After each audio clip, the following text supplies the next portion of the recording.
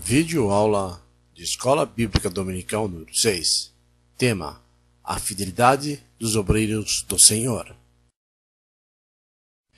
Texto áudio da lição se encontra na carta de Paulo aos Filipenses, capítulo 2, versículo 19, que nos diz o seguinte: Espero, porém, no Senhor Jesus, mandar-vos Timóteo o mais breve possível, a fim de que eu me sinta animado também, tendo conhecimento da vossa situação.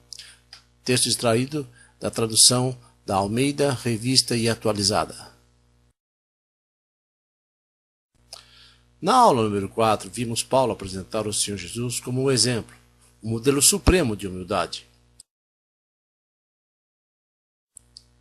Mas alguém poderia argumentar: sim, mas Jesus era Deus e nós somos simples mortais. Por isso, na carta aos Filipenses, Paulo dá 3 exemplos de homens que manifestavam essa mesma atitude de Cristo. Ele mesmo, conforme ele registra em sua carta aos Filipenses, no capítulo 2, versículos 17 e 18, Timóteo e Epafrodito, conforme está registrado também na mesma carta aos Filipenses, capítulo 2, dos versículos 19 a 30. Se compararmos Cristo ao Sol, esses 3 homens de Deus são luas refletindo a glória do sol. São luzeiros no mundo em trevas. É bom nos conscientizarmos que, conquanto sejamos luz do mundo, não temos luz própria. Nós somos apenas como a lua, refletindo a luz do sol. Nesta aula, cabe uma reflexão do pastorado contemporâneo, à luz do contexto evangélico atual. A cada ano a igreja evangélica se torna mais forte, midiática, política e numerosa. A tentação de homens desejarem o episcopado pela motivação errada é enorme.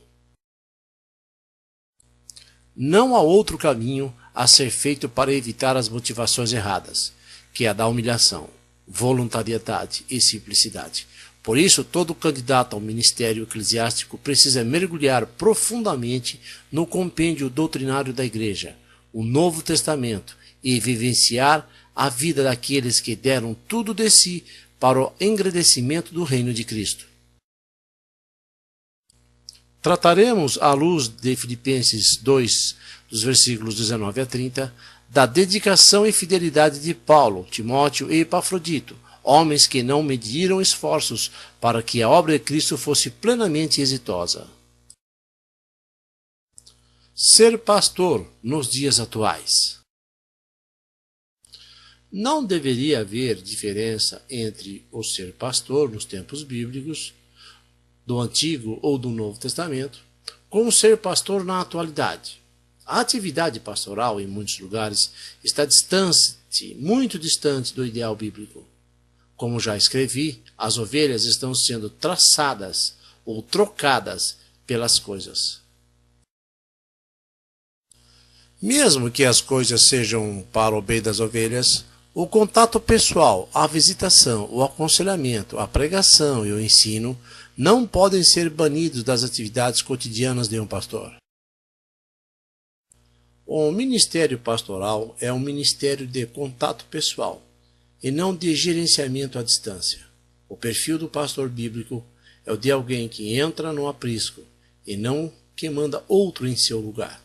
As ovelhas reconhecem a sua voz, como o evangelista João registra em seu livro, capítulo 10, versículo 3. Chama as ovelhas pelo nome, as conduz com responsabilidade, dá a vida pelas ovelhas, conhece as ovelhas, ou seja, goza de amizade e intimidade com elas, e por elas também ele é conhecido. Com o advento da Revolução Industrial, no século XVIII, com o modelo capitalista de economia e com as modernas teorias de administração, alguns segmentos da Igreja, inseridos nesse contexto cultural, como sempre aconteceu, pois a Igreja não está isenta da influência externa, adotaram o modelo piramidal e departamental de administração.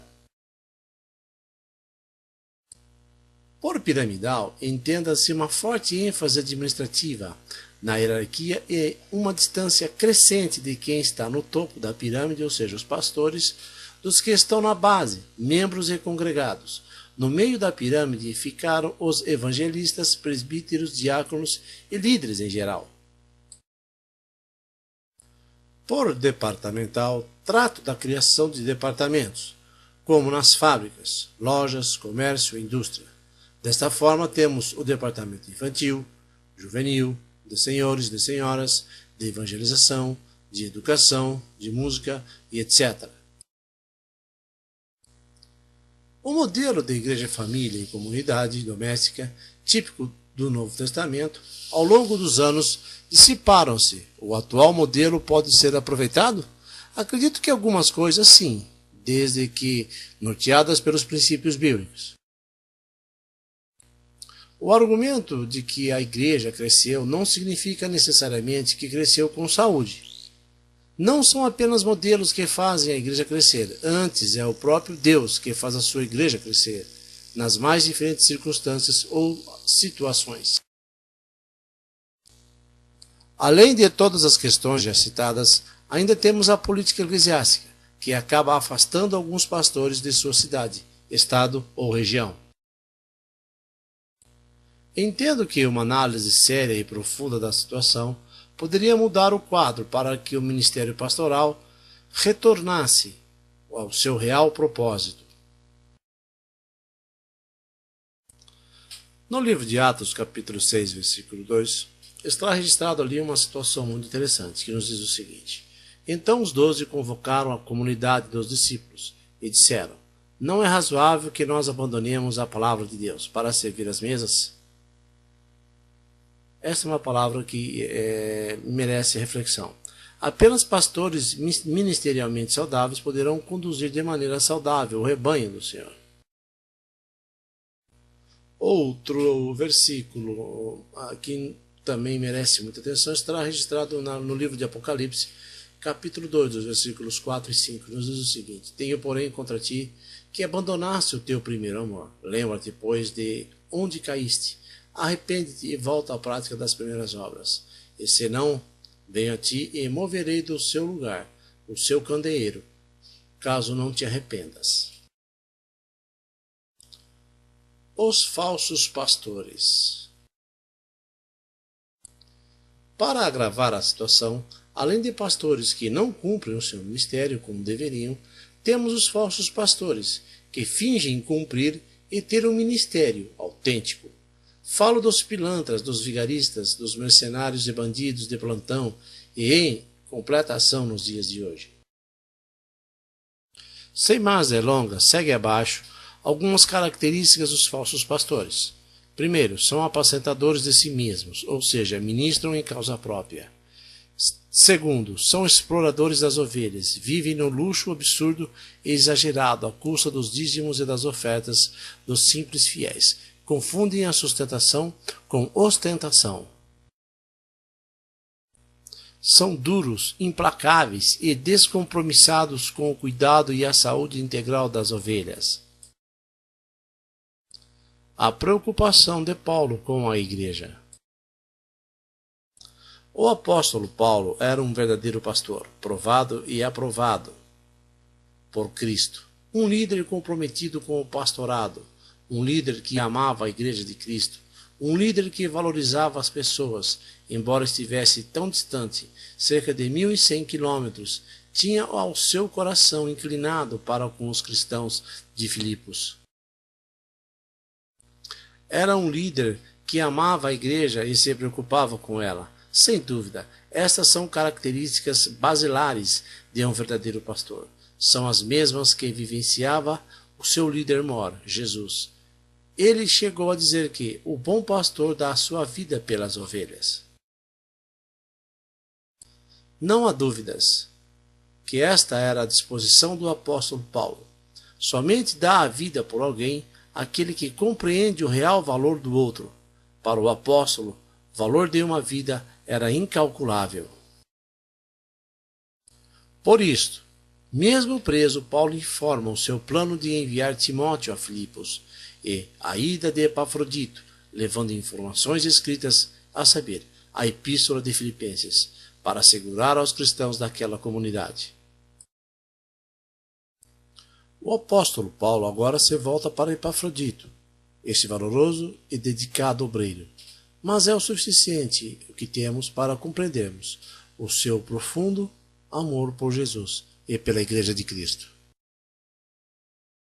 Não há como afirmar isto com certeza. Em todo caso, sabemos que morava em Filipos, era um gentil e que pode ter sido um presbítero da igreja. Vejamos, em resumo, uma análise do texto de Filipenses, capítulo 2, dos versículos 25 a 30, que nos diz o seguinte: Por um lado, meu irmão, cooperador e companheiro de lutas, e por outro lado, vosso enviado e vosso auxiliar nas minhas necessidades. Filipenses capítulo 2, versículo 25. Por um lado, meu irmão, cooperador e companheiro de lutas. Paulo queria que os filipenses soubessem quanto ele estimava Epafrodito, de modo que ele caracterizou através de 3 nomes, conforme Filipenses capítulo 2, versículo 25. Primeiro, meu irmão, significando um irmão em Cristo. Se nós estamos em Cristo, há um elo de amor fraternal que nos une uns aos outros. Esta é uma palavra que destaca a relação de família. Meu cooperador, que significa que ele também estava trabalhando para o reino de Deus. Epafrodito era um trabalhador na obra de Cristo e um ajudador do apóstolo Paulo. E finalmente, meu companheiro nos combates, referindo-se à solidariedade entre os crentes que estão lutando na mesma batalha. A vida cristã não é um parque de diversões, uma colônia de feras, mas um campo de guerra. Epafrodito estava em meio deste campo de lutas, juntamente com o apóstolo Paulo. Epafrodito era um homem que sabia trabalhar com os outros, qualidade essencial na vida cristã e no serviço do Senhor. Sejamos cooperadores e companheiros de lutas para o bem da obra do Senhor. Por outro lado, vosso enviado e vosso auxiliar nas minhas necessidades. Paulo declara ser Epafrodito um enviado, ou seja, um mensageiro, para prover as suas necessidades. Percebemos nisso outra indicação importante de sua personalidade. Aqui Paulo descreve Epafrodito de 2 maneiras em relação ao serviço de Epafrodito à igreja. Primeiro, ele é descrito como um enviado, ou seja, um mensageiro, um apóstolo da igreja. Aqui a palavra apóstolo tem o sentido daquele que é enviado com um recado. A missão de Epafrodito não foi apenas de trazer a Paulo o donativo da igreja filipense, mas também a de servir a Paulo de qualquer forma que fosse requerida ou necessária.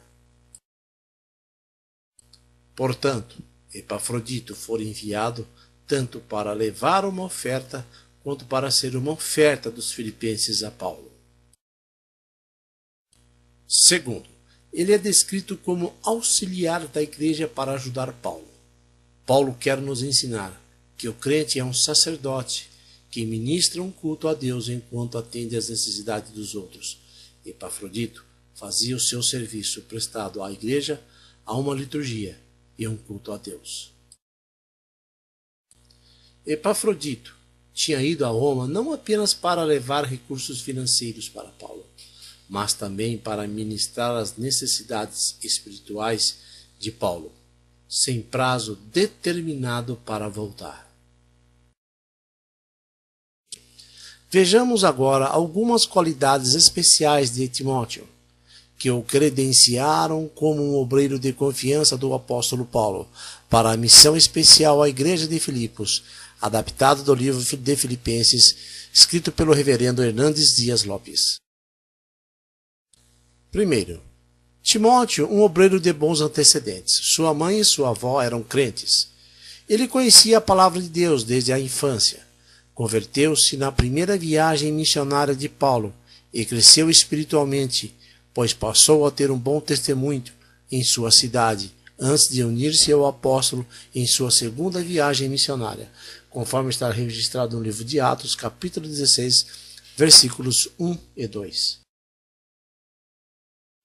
Segundo, Timóteo era um homem singular.